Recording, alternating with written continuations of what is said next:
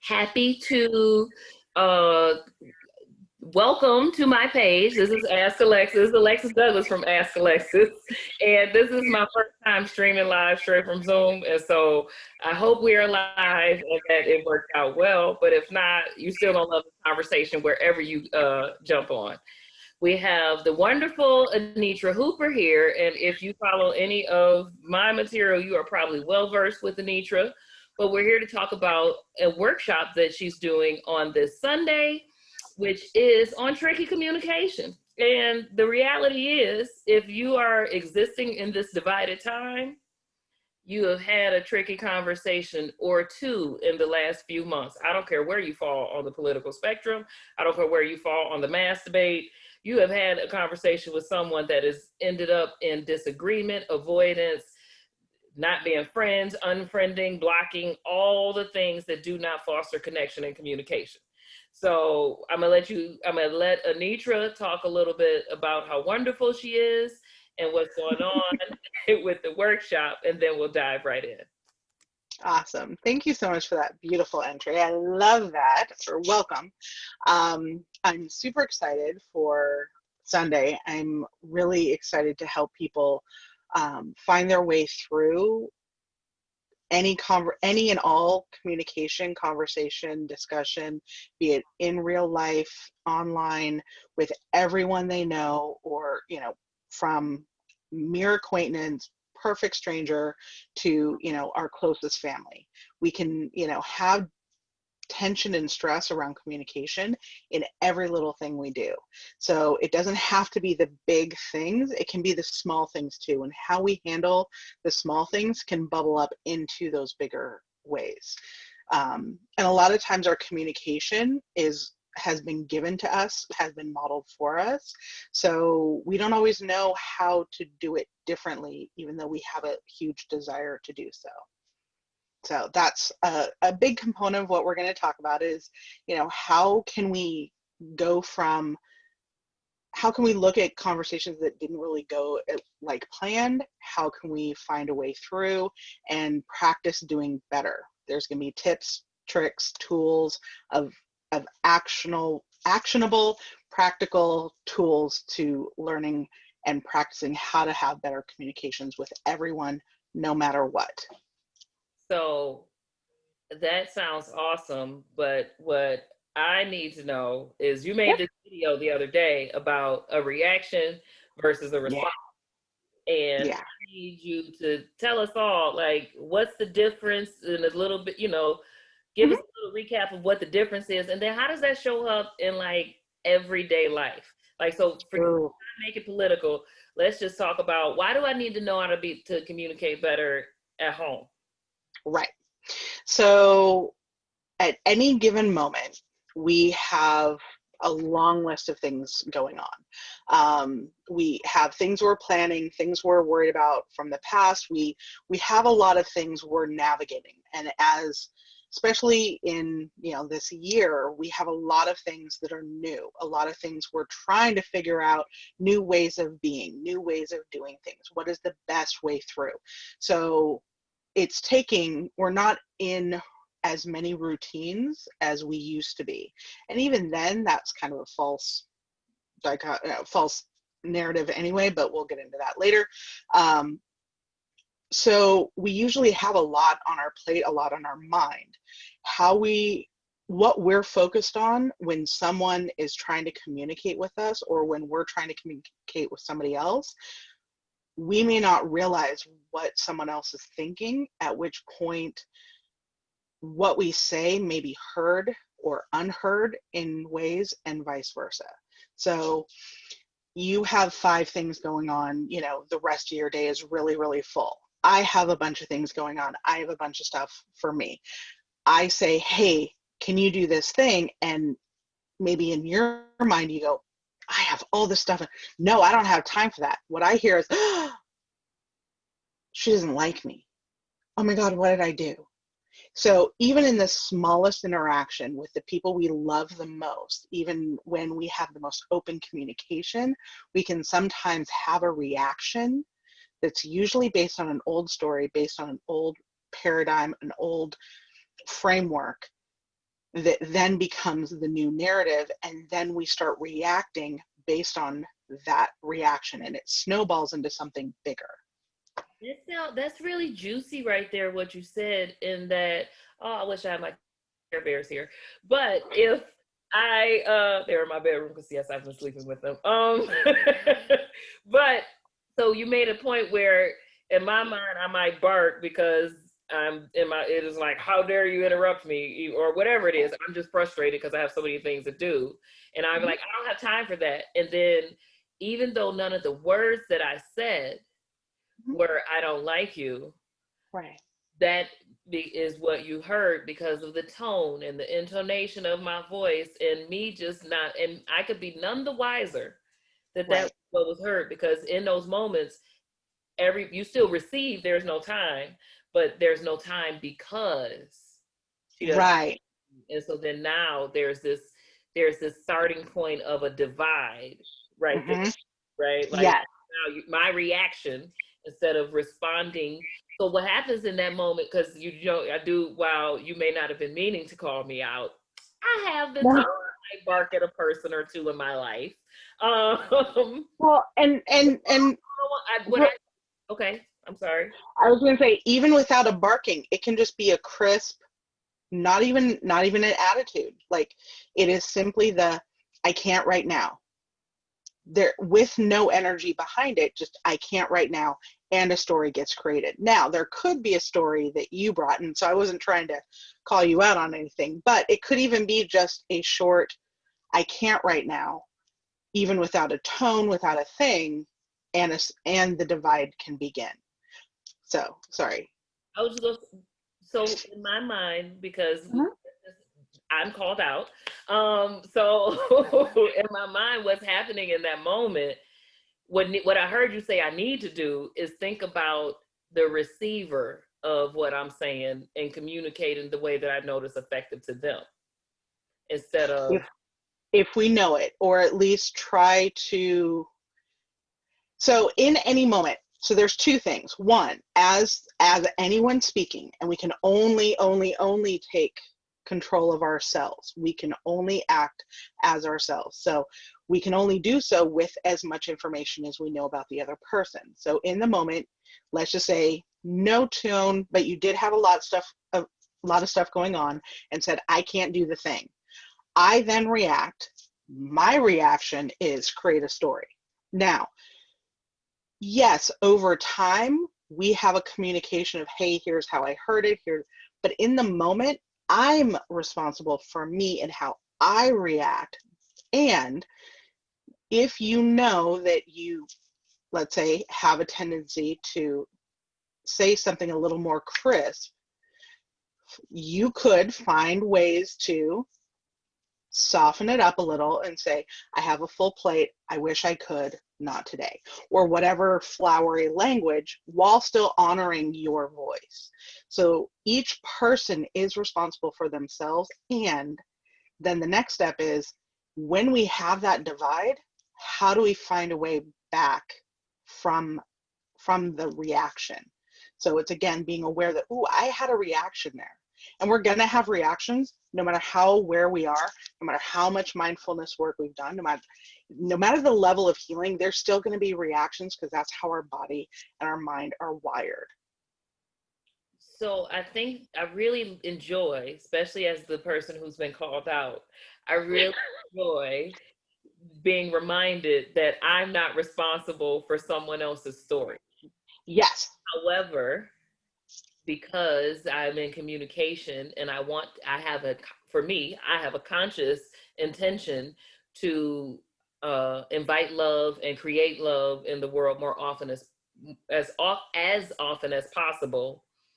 It's not a bad thing, because how I grew up, which will bring us to our next point, but how I grew up, it's speaking in flowery language or sugarcoating things was like a sign of weakness or an irrelevant step, or like literally my father would be like, don't listen to what you feel, listen to what I say. And Right. So I went off on another morning about that because I'm like, people pay me to, but See how far we've come with what we're told not to do. Sorry, yeah, tangent, but true. but I like that it, while it's not I'm not responsible for the story created in your head, because you're someone I want to communicate with and I want to communicate in love, Yeah. it is beneficial for me to communicate with the way you respond. And frankly, if my goal is to get my message heard, it's in my better interest to communicate in the way I feel here. Yeah. And that's a key point of when we want to be heard, it can be kind of inherently feels backwards, but we need to speak to what other people will hear. How will they hear us? And that takes practice, trying to figure out what is a way that this person may hear me better, so that I feel heard. They can at least hear. They don't have to fully understand or appreciate and all the things, but I at least feel heard. I got my say in without it being attacking or any, they didn't run and hide or all the other things when things fall apart in communication. But yeah, it is our responsibility, if and when we want to communicate, which everyone really, really does, to be mindful of how is my message best received? How can I best communicate what I'm trying to say so that it will be heard? It's kind of like playing ball. What is the best kind of toss I can give to the other person? If I'm throwing hard and they're not even looking, I'm going to hit them and they're going to think that I just threw a ball at their head, as opposed to, hey, I'm going to throw the, and there's a different way of approaching it so that it's a lob, it's, overhand, underhand, whatever is going to be easiest for them to try to take it in. Random sports analogy. Well, I think that, hey, lots of the world loves sports. I just happen to. I don't mean I won't use a sports analogy that I know. Right. So let's transition a little bit, because since I'm called out, although I just want to say, since I'm called, I know you didn't call me out. See how I'm telling the story? I But since I'm the case study, okay. I've done a lot of work on my communication. But a thing that I have been a thing I've been called before is bully, or I've been too direct, or like, oh, you too blunt, and so I had to do my own work on realizing that I care about the person that I am talking to, and then developing the skill set to be able to to offer what I call blunt compassion. Right. But that took a while for me. And so the reason I was the bully, and now I'm just a positivity bully, but the reason I was a bully is I grew up in a household where, like, we literally just kind of barked at each other all the time. I don't know if you can tell how loud I'm speaking now. This is my normal tone of voice. Right. We would say aggressive things, and it was like cool to make jokes at each other's expense. So how does someone like me, who grew, like, if you see me and my brother, like, we only just started being nice to each other in the last 3 years, right? Like, but never meant any ill will with the way we talk to each other. And you can see a marketable code switch, right? Like, so it's like, one party, he walked around and he hugged every single person goodbye except me. And that didn't seem strange to anyone. I mean, sorry, that didn't seem strange to us, but it was strange to everyone. Right. So what does somebody like me do that, may not realize they're a bully because they grew up with bully as their native tongue? So what I'm hearing specifically is, we had a certain way of communicating. This was our normal. This is what was modeled to us. This is what we were taught is the way to communicate. And it's very common in families that these patterns are typically passed down, and sometimes it's part of, you know, dysfunction, and sometimes it's just part of the patterns that we do, not necessarily inherently bad, though they can, when we operate from those with other people who don't understand that's the dialect we're using. I'm going to specifically, it's a type of, like the love languages, it's a type of dialect of, we joke with each other, we did it. There can be some harm in there, and that's where we really do the deeper work.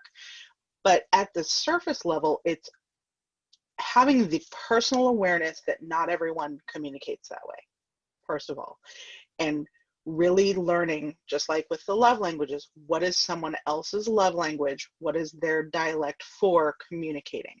And it's really interesting to talk about communication, but also an analogy to communicating, because we're like, we got this.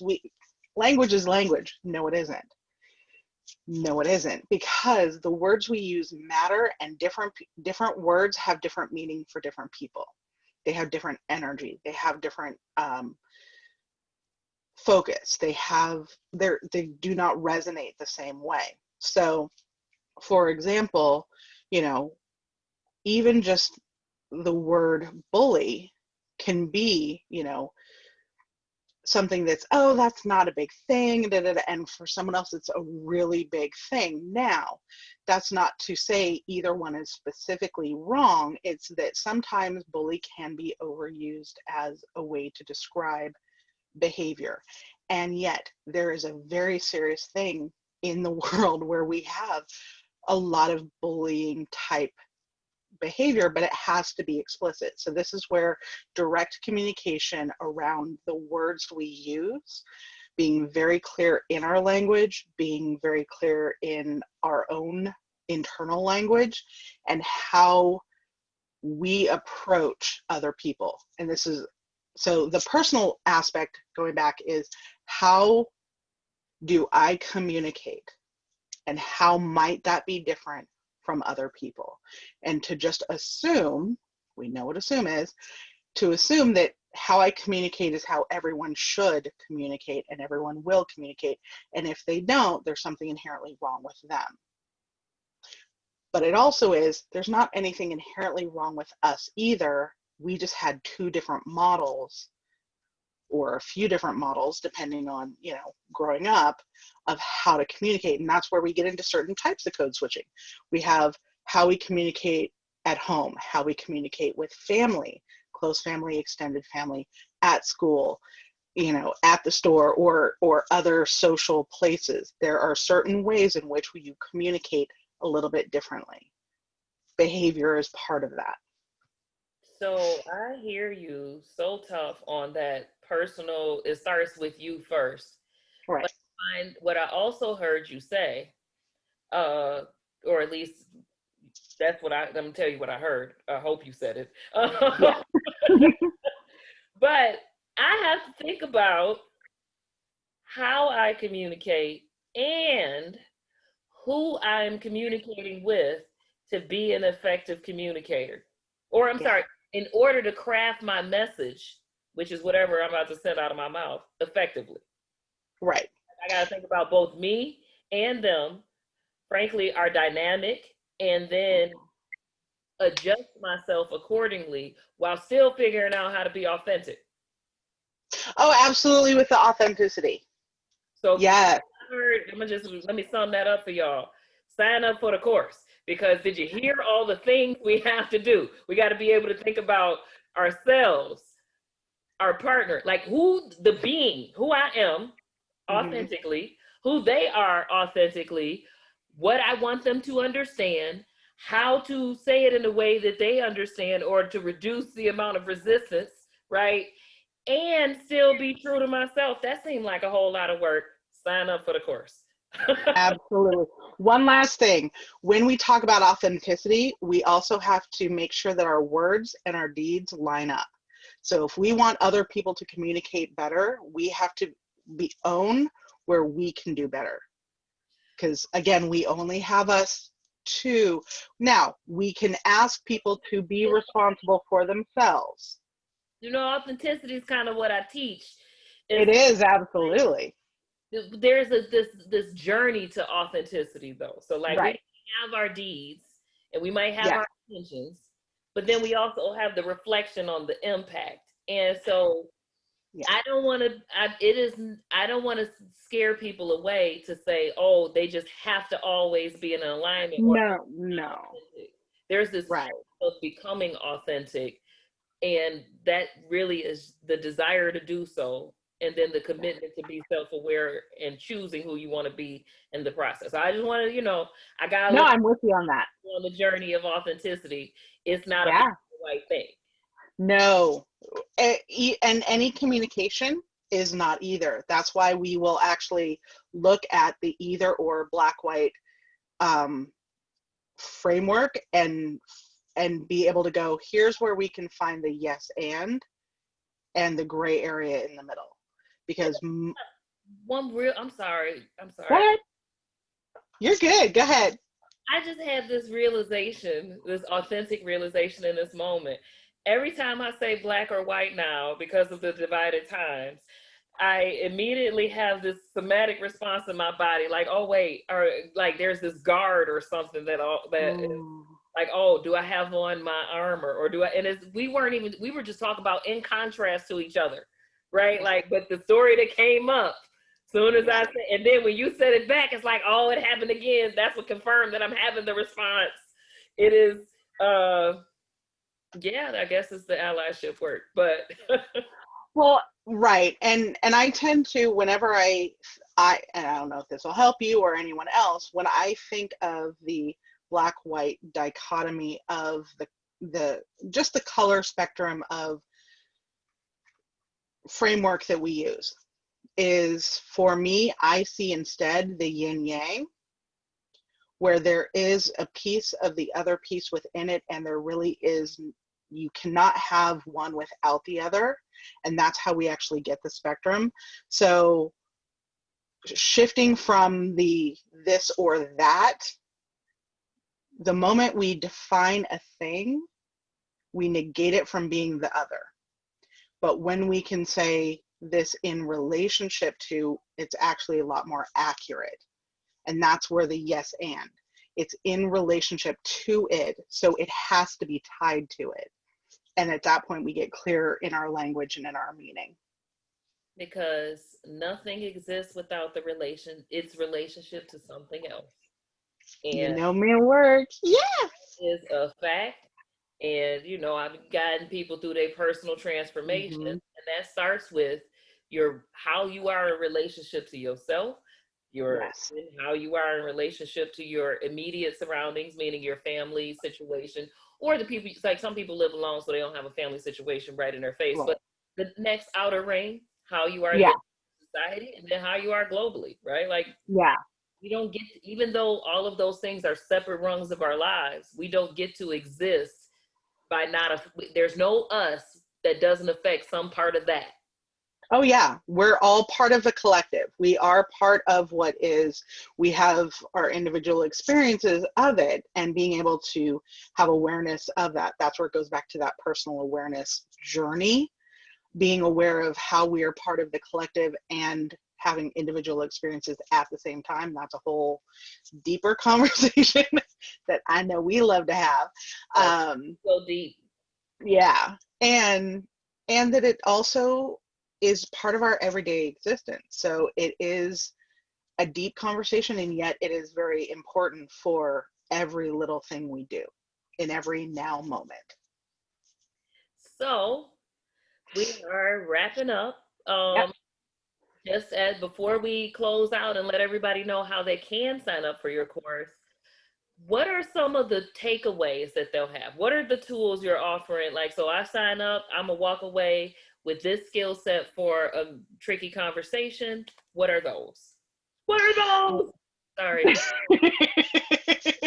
Well, I don't want to give away everything, but they will walk away with ways to check in with themselves about how, if they're being reactionary versus responsive, how to shift from one to the other, how to, when a split happens, as I love the language of that, how that split happens, or when that split happens, how to actually come back and try to repair it. So there's nothing that cannot be repaired if someone is willing to. So then we don't always know how to, because that also was not something that was typically taught to us, because those who taught us did not know themselves. So yeah, those are just a few of the juicy nuggets. Yes. And it is so terrible. But when you were like, when the split happens, I turned into a teenage little boy. I love you so much. So this joke is wildly inappropriate, and I know I'm wrong, but in my head, I heard my friend going, "That's what she said." But I did. That's literally what I have, that same joke pop in my head, because that's a time. We have other lives, but that is upcoming Patreon discussions. Yeah. I'm gonna have to pay to know them juicy details, because if I'm gonna share my business and the vulnerability anyway, that's not Container. Yes. um Speaking of containers. yes. Speaking of containers, how do we sign up and join your container for your upcoming workshop? And by the way, she also be teaching Reiki, y'all. She did this Reiki thing on me, and I had this whole so the intention for the Reiki was for me to have a whoosh. And I'm gonna be honest, y'all. The only reason I know Reiki works in my personal experience is when I get it, my pee smells like sulfur, not because I feel or have anything going on. That was my previous experience. So right, that was the previous process. So then Anitra, she does it from where she is now, and I am where I am now. And I'm like, all right, the whoosh gonna happen. Next day, 3:00 in the morning. Guess what Alexis realized? My whoosh was an understanding of how I used to pick up emotionally unavailable men. What would happen in my mind? Like I got woke up out of my sleep, like, oh, this is the moment that it happens. This is when you do it. And then all of a sudden, whoosh in all of this sure-footedness, all of this, like, wait a minute. Healing. This isn't the way that scenario is supposed to play out. This is the way that scenario is supposed to play out. So I know that wasn't what I asked, because that's not the container we asked about. I just wanted to take a minute to brag on my girl. And now that I've taken that minute, how do we sign up for your course? Awesome. So I will drop the links in the comment section and in all the places. Plus, it's all on my page. So basically, it's a sign up, and just it's really quick and easy. Little click, do the thing. Do is tell you they want to. Sorry? All they have to do is reach out and say, "Hey, I want to." Yeah, and I can shoot them a thing. Absolutely. They're welcome to reach out at any time. I love connecting with people, so that sounds good to me. Anyway, anyone who's in your circle, we're good. I love to have the connections. And so yeah, there's that easy, quick sign up. And yes, after the communication, there's a whole Reiki thing happening. But yeah, part of this, one of the benefits people will get also in the container is the healing energy space of the container that I will be providing. So there's the potential for, vulnerability and things to kind of bubble up when we talk about tricky things, difficult things, things that are not easy. That's how I define tricky. It is an opportunity for that healing to happen. So it will be a healing container in and of itself. So if nothing else, you'll leave feeling great, but you'll also get some whooshes, y'all. That's what I heard. Say that again. You passing out whooshes. That's what I heard you say. Part of the conversation workshop is you get a whoosh. That is not what but that's what you should intend when you sign up. Yeah. Y'all, gonna show up. That's just being in my presence. That's one of the things that happens. So yeah, so we will drop all the links, all the things, and it'll just be so much fun. All right. Well, thank you so much for giving me the opportunity to let everybody else know you as wonderfully as I do. She definitely is someone that you should know. You should follow her. You should like her stuff. You should share. You should comment. All the things, and you should do all of that on my stuff too. if you're watching this on YouTube, please like, subscribe, comment. If you think this message needs to resonate more out in the world, share it too, right? Like, did you know you can share straight from YouTube? They got the option. You know how I know? I do it a lot. So thank you so much for watching. I hope this was entertaining, and have a wonderful life.